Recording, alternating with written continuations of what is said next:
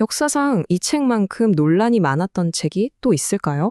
어쩌면 세상을 가장 크게 뒤흔든 책일지도 모르겠네요.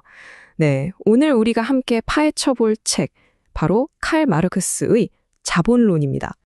자, 19세기로 한번 가볼까요? 세상이 온통 연기랑 기계 소리로 가득했던 시대죠. 산업혁명 덕분에 인류는 정말 이전과는 비교도 안 될 만큼 많은 걸 만들어낼 수 있게 됐어요.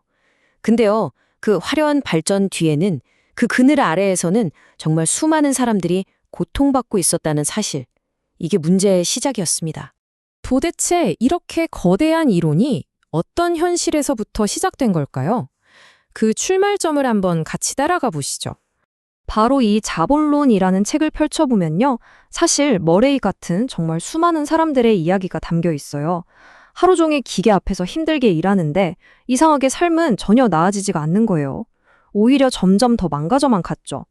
바로 여기에서 마르크스의 고민이 시작된 겁니다. 눈앞에 보이는 이 끔찍한 고통을 그냥 못 본 척할 수가 없었던 거죠. 대체 왜 이런 일이 벌어지는 걸까? 문제의 원인이 되는 이 시스템 자체를 한번 제대로 파헤쳐보자, 이렇게 마음먹은 거예요. 자, 그럼 마르크스가 그 질문에 대해 내놓은 답변, 바로 자본론의 핵심 분석으로 한번 들어가 볼까요? 이 책이 번뜩이는 영감으로 하루아침에 뚝딱 나온 게 아니에요. 무려 20년이 넘는 시간 동안 정말 방대한 연구를 했고요. 또 평생의 동지이자 든든한 후원자였던 이 사람, 프리드리히 엥겔스의 도움이 없었다면 사실상 불가능했을 작업이었습니다. 좋습니다. 그럼 가장 기본으로 돌아가서 한번 질문을 던져볼게요. 여러분, 자본하면 보통 뭐가 제일 먼저 떠오르세요? 돈? 공장? 네, 그렇죠. 보통은 기계, 돈, 공장, 이런 사물들을 생각하죠. 그런데 마르크스는 완전히 다르게 봤어요. 이게 진짜 흥미로운 지점인데 그는 자본의 본질이 이런 사물이 아니라 보이지 않는 사회적 관계에 있다고 본 거예요. 그러니까 핵심은 이거예요. 공장에 있는 기계 그 자체가 자본이 아니라는 거죠. 진짜 자본은 뭐냐? 그 기계를 가진 사람과 그 기계로 일해야만 먹고 살 수 있는 사람. 이 둘 사이에 형성된 보이지 않는 힘의 관계. 이게 바로 자본의 진짜 정체라는 겁니다. 자, 그렇다면 이 관계, 즉 자본주의라는 거대한 시스템을 굴러가게 만드는 핵심 엔진은 과연 뭘까요? 마르크스는 아주 직설적인 단어를 사용합니다. 바로 착취입니다.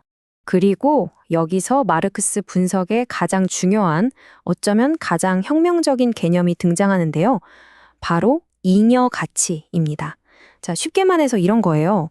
노동자가 하루 8시간 일한다고 쳐요. 근데 한 4시간만 일해도 자기 하루치 월급만큼의 가치는 충분히 만들어내요.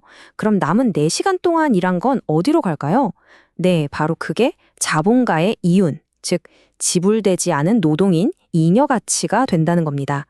이윤이 하늘에서 뚝 떨어지는 게 아니라는 그 비밀을 파헤친 거죠. 와, 정말 섬뜩한 표현이죠. 마르크스는 자본의 탄생 과정이 결코 깨끗하거나 아름답지 않았다는 걸 이렇게 표현한 겁니다. 예를 들면 원래 자기 땅에서 농사 짓던 농민들의 땅을 빼앗아서 도시 노동자로 만들어버린 영국의 인클로저 운동이라든가 식민지를 상대로 한 끔찍한 약탈 같은 것들 말이죠. 이런 폭력의 역사 위에서 자본이 피와 오물을 쭉쭉 흘리면서 태어났다고 본 거예요. 자, 그럼 이제 19세기에 쓰인 이 오래된 책이 어떻게 150년이 넘는 세월 동안 지금까지도 이렇게 큰 울림을 만들어내고 있는지 그 긴 그림자를 한번 따라가 보겠습니다. 사실 마르크스가 자기 눈으로 본 건 딱 1권의 출간뿐이었어요. 그가 세상을 떠나고 나서 친구였던 엥겔스가 책상에 산더미처럼 쌓여있던 그의 원고들을 하나하나 정리해서 2권과 3권을 세상에 내놓은 거죠. 정말이지 엥겔스의 이 엄청난 헌신이 아니었다면 자본론은 영원히 미완성으로 남았을지도 모릅니다. 물론 이 책이 모두에게 환영만 받은 건 절대 아니죠. 정말 격렬한 찬사를 받기도 했지만 그만큼 날카로운 비판도 많았습니다. 아니, 시장의 자유나 효율성은 왜 무시하냐는 자유주의 쪽의 비판도 있었고요. 또 젠더나 인종 같은 중요한 문제는 왜 제대로 안 다루냐는 지적도 계속 나왔죠.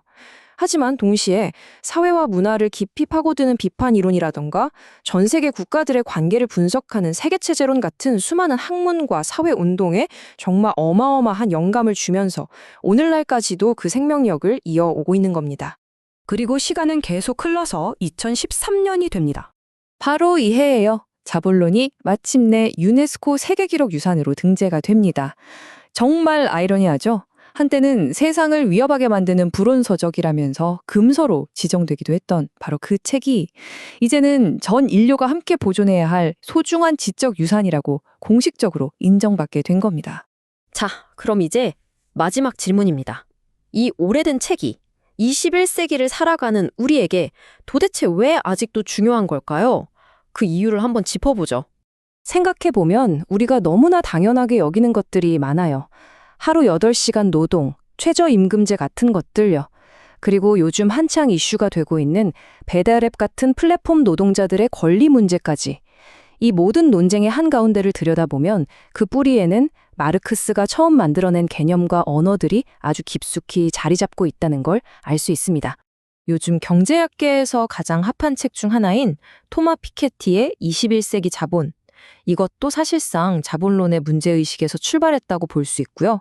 또 자본의 끝없는 이윤 추구가 결국 기후위기를 불렀다고 보는 생태사회주의 운동 같은 경우도 마르크스의 분석 틀을 가져와서 사용하고 있죠. 근데 이게 단순히 학문적인 이야기에서 그치지 않아요. 여러분, 혹시 기생충이나 오징어 게임 보셨나요? 이 작품들이 어떻게 전 세계 사람들의 마음을 그렇게 사로잡을 수 있었을까요? 그건 바로 이 작품들이 국적과 문화를 뛰어넘어서 지금 우리 모두가 피부로 느끼고 있는 이 계급과 불평등의 문제를 너무나 날카롭게 보여줬기 때문 아닐까요?